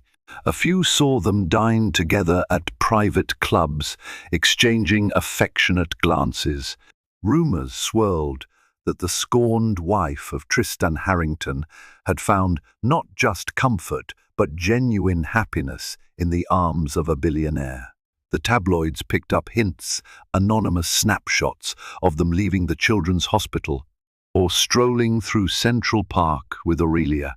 A hush replaced the once loud scandal of Tristan and Chloe's affair. Instead, the new-it couple rumor was Camilla and Alexander, a pairing that piqued curiosity, the humble, conscientious billionaire, with the woman who overcame betrayal to build a new life. Tristan discovered these whispers only too late. At first, he dismissed them as idle speculation. But a chance encounter at a charity function changed everything. There, he overheard an acquaintance cheerfully remark, "Have you seen Camilla lately? She's practically glowing by that Roth fellow's side. Seems she's left her heartbreak behind." Jealousy flared in Tristan like an old wound. He started checking social media for any sign of Camilla. One evening, he stumbled upon a photo posted by a philanthropic group. Alexander, Camilla, and baby Aurelia at a fundraiser, all smiling radiantly. The caption read, "Thank you, Mr. Roth and Miss Donovan, for your generous donation to our literacy program." That photo struck Tristan with cruel clarity. Camilla had blossomed without him, forging a life he wasn't part of, with a man more powerful and respected than Tristan ever was. The thought gnawed at him. She was supposed to be his wife, the mother of his child, and now she was moving on. In a desperate attempt, Tristan tried to contact Camilla, but she refused to speak to him outside the structured visitation arrangement for Aurelia. Even then, she sent a nanny or Melanie to supervise. Alexander was sometimes present, an undeniable figure of calm authority. The casual way Aurelia accepted Alexander's presence, tugging at his collar, giggling when he tickled her, shredded Tristan's composure. His own daughter was more comfortable with another man. On one such supervised visit, in the presence of a social worker, Tristan tried to strike up conversation. "Camilla, I think we should talk about co-parenting. Aurelia is my child." She nodded, measured. "We have a schedule in place. If you'd like more time, talk to Patricia Walters." He exhaled, frustration mounting. "We used to share everything. Now, you're shutting me out." Her expression hardened. "You shut me out the night you chose Chloe." She stood, beckoning the nanny to gather Aurelia. Tristan reached for the baby, offering a quick hug. As Aurelia was carried away, Camilla offered Tristan a final glance, stern, unwavering. And with that, she left. Tristan walked out alone, heart heavy. He realized with a bitter sting that the final traces of the life he once knew were slipping away, replaced by a new reality in which Camilla not only thrived, but found love with a man leagues beyond him. A year after Aurelia's birth, Alexander Roth decided enough time had passed for quiet courtship. He organized an elegant yet small gathering at his East Hampton estate, inviting close friends and family. Among them were Camilla, Melanie, and even a few philanthropic associates who had come to admire Camilla's resilience. At sunset, as guests sipped champagne by the rose garden, Alexander took Camilla's hand and led her to a gazebo adorned with fairy lights. Aurelia toddled at their side, giggling as she tried to keep up. Music played softly, courtesy of a string quartet Alexander had hired. In front of this intimate audience, he knelt on one knee, pulling out a simple but stunning ring, a flawless blue sapphire set in platinum. "Camilla Donovan," he said, voice steady but warm. "You've shown me what true kindness and courage are. You've allowed me into Aurelia's life. I want to spend my days showing you both how deeply you're loved. Will you marry me?" Tears welled in Camilla's eyes. She glanced at Aurelia, who clapped her tiny hands, oblivious but joyful. Then she looked at Alexander, the man who'd stood by her through heartbreak, who'd never demanded more than she could give, who treated Aurelia as if she were his own. She murmured yes through a choked sob, and cheers erupted from the small gathering. Melanie rushed forward, enveloping Camilla in a hug, while others applauded. The setting sun's golden light bathe them in a gentle glow, as if nature itself blessed their union. Soon after, Alexander's staff served an impromptu feast, toasting the newly engaged couple. In the flurry of celebrations, Camilla was buoyed by a sense of peace. For the first time in ages, she allowed herself to believe in lasting happiness.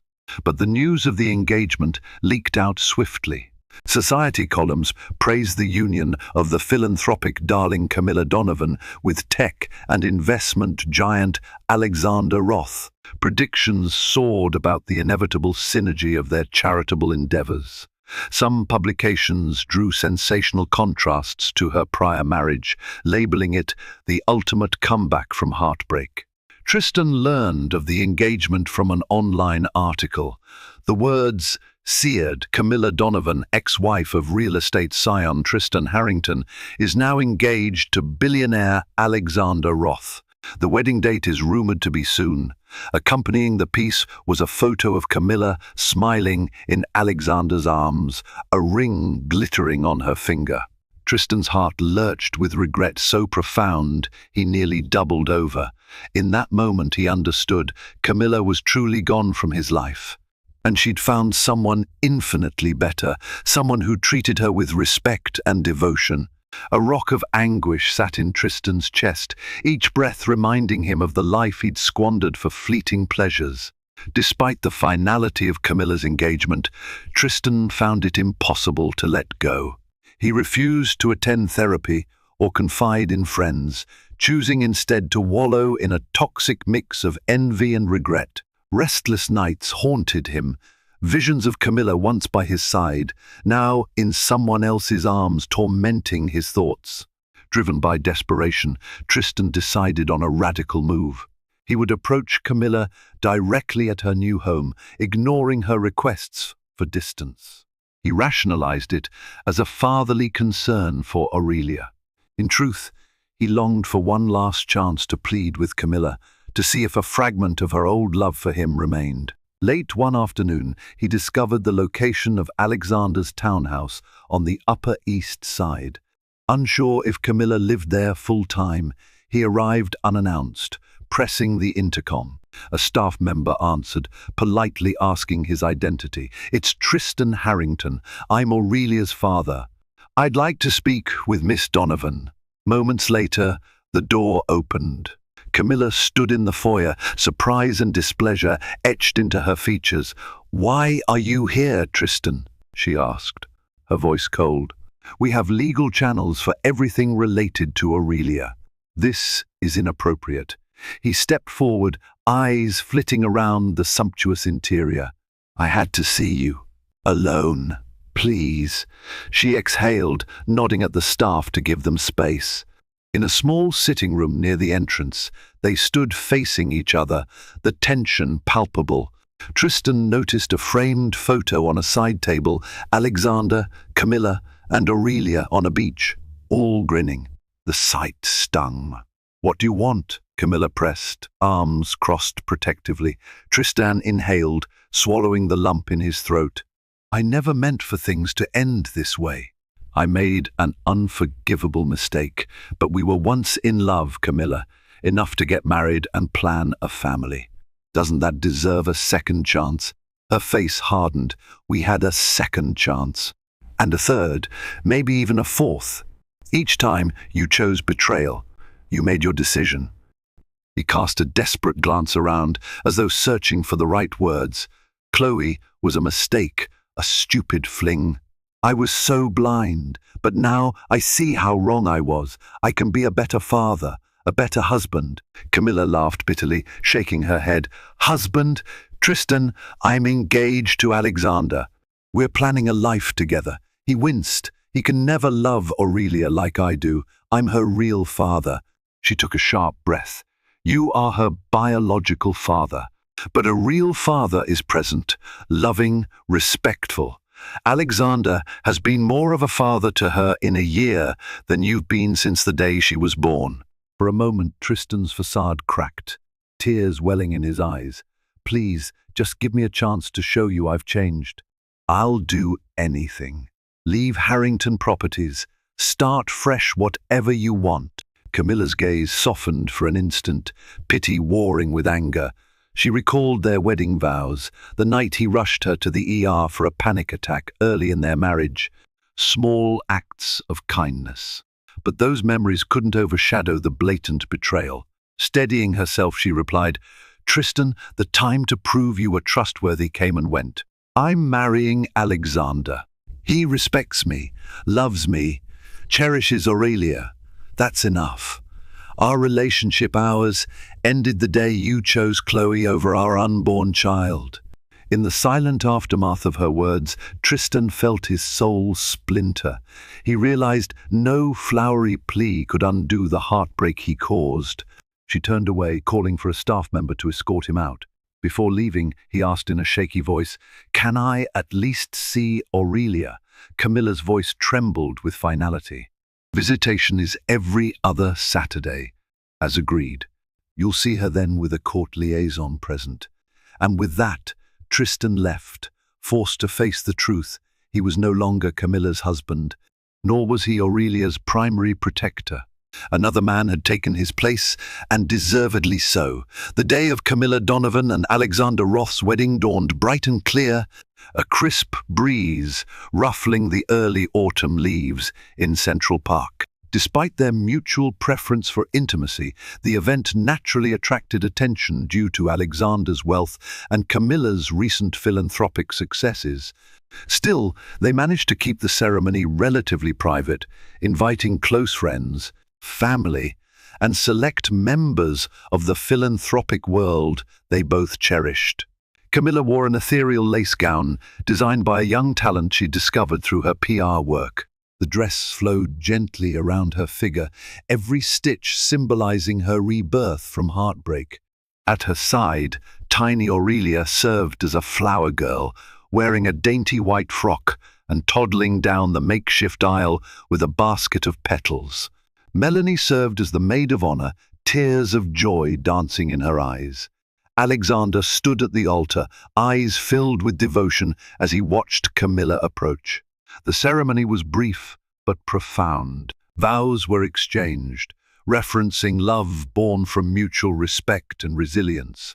When they were pronounced husband and wife, the assembled guests erupted in applause.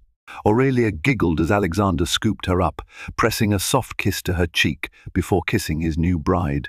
As they walked back down the aisle, hand in hand, confetti fluttered around them. Camilla spotted her parents, brimming with pride, and Melanie beaming with unstoppable tears. In that moment, Camilla felt complete loved, accepted, and free from the shackles of her painful past. Among the crowd, she noticed a face, lurking at the edge, Tristan Harrington. He hadn't been invited, of course, but somehow he'd found a vantage point just beyond the ceremonial area, hidden behind a stand of trees. His eyes glistened with tears, expression raw with regret. Their gazes locked for a second, an unspoken farewell passing between them. Camilla held Alexander's hand tighter, turning her focus to the reception. She didn't owe Tristan any more explanations. She'd survived the darkest betrayal, nurtured her daughter, and found genuine love. That was all that mattered now. Tristan stayed hidden in the shadows, heart constricted as he witnessed Camilla pledge her life to another man. The memory of how he once held that role burned through him like acid.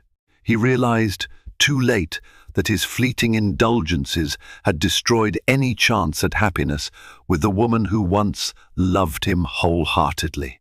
The days after Camilla and Alexander's wedding were filled with bliss. They spent a brief honeymoon at a tranquil Tuscan villa, strolling vineyards and savoring quiet dinners under starlit skies.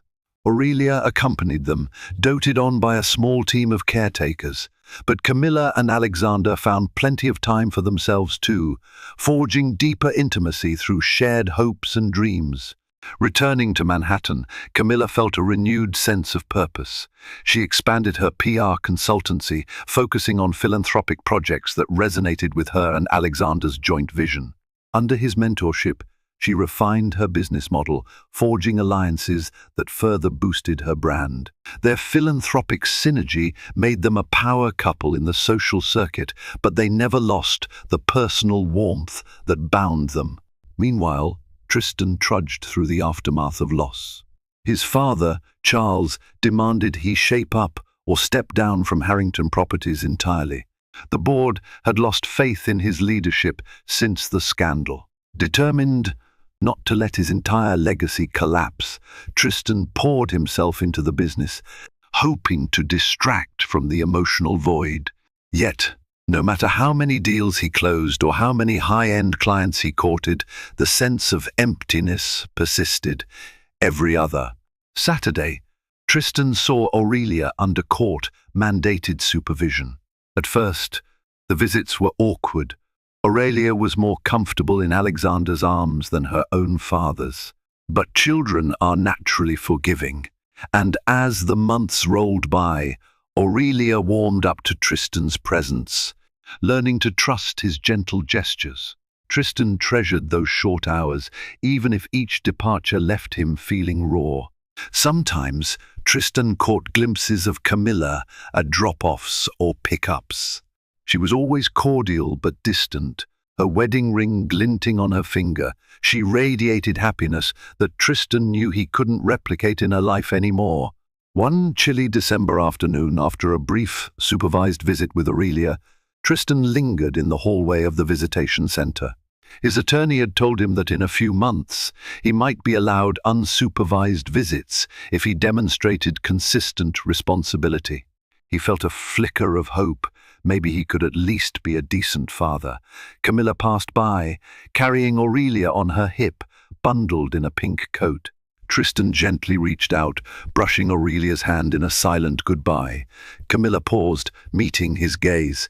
"You're doing better with her," she said softly, surprising him with the small compliment. He offered a sad smile. "Thank you. I'm trying." Camilla nodded, hesitating a moment. "She'll benefit from having you in her life, as long as you stay stable." It was the closest thing to approval he'd felt from her in ages. He nodded, gratitude brimming in his eyes. "I will. For her." She turned away then, joining Alexander, who waited outside, carrying a plush baby bag. Tristan watched them drive off, a family unit, bound by love. He recognized that from this point on, he could never reclaim Camilla's heart. The best he could do was atone for his mistakes by being a constant, caring presence in Aurelia's life. 2 years passed. Aurelia grew into a lively toddler, bright-eyed and full of curiosity. She referred to Alexander as Daddy Alex and Tristan as Papa Tristan, a distinction that Camilla carefully explained in ways her young mind could grasp. Both men had a place in her life, though Alexander provided daily paternal care while Tristan contributed intermittent but earnest fatherly love. Camilla flourished in her marriage, her PR firm thriving under the synergy with Alexander's philanthropic investments. She remained grateful for every calm morning spent with Aurelia and every tender night in Alexander's arms, a quiet reminder that heartbreak could blossom into renewal if one dared to move forward. Tristan, though never fully at peace, found stability in dedicating himself to Aurelia's well-being and rebuilding his reputation at Harrington Properties. He toned down his flamboyance, focusing instead on producing quality developments. Each time he spent an afternoon with Aurelia, teaching her to stack blocks, playing hide and seek in a local park, he glimpsed redemption. On Aurelia's 3rd birthday, Camilla and Alexander hosted a garden party, inviting a small circle of close friends. Tristan was welcomed, albeit uneasily, thanks to Camilla's generosity. He arrived with an intricately wrapped gift, a hand-crafted wooden music box. Aurelia squealed with delight, hugging him around the knees. Camilla watched from a short distance, her smile tinged with bittersweet acceptance. In the gentle sunlight, as laughter and children's squeals filled the air, Tristan approached Camilla with cautious steps. "Thank you for letting me be here," he said quietly. Aurelia looks so happy. Camilla nodded, hugging herself against the breeze. I want her to have good memories of all the people who love her. They shared a brief, understanding look. The wounds of betrayal had scarred, but life had continued, forging new bonds. Even if their story as husband and wife ended in heartbreak, a different story emerged, one of separated parents coexisting for a child, one of unexpected second chances in the arms of someone else. Tristan slipped away, watching as Camilla returned to Alexander's side.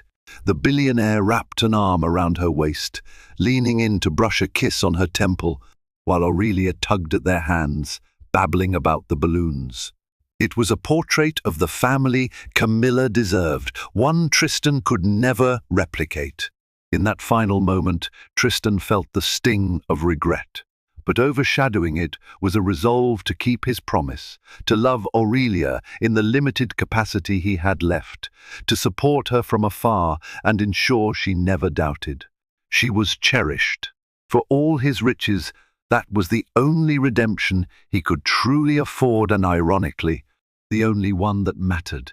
Camilla's journey from betrayed wife to confident partner and mother proves that heartbreak can ignite personal growth, leading to a future far brighter than any shattered past.